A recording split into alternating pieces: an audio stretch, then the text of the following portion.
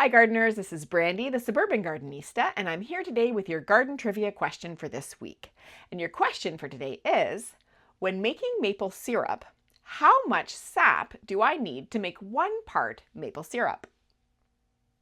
And your options are A, 10 to 1, B, 40 to 1, C, 250 to 1, or D, 400 to 1.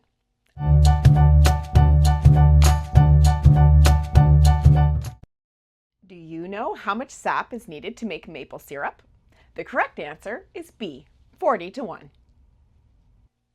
Maple sap is mostly water, which means you need to boil it down for a long time before it turns into that beautiful amber syrup that we all love on our waffles.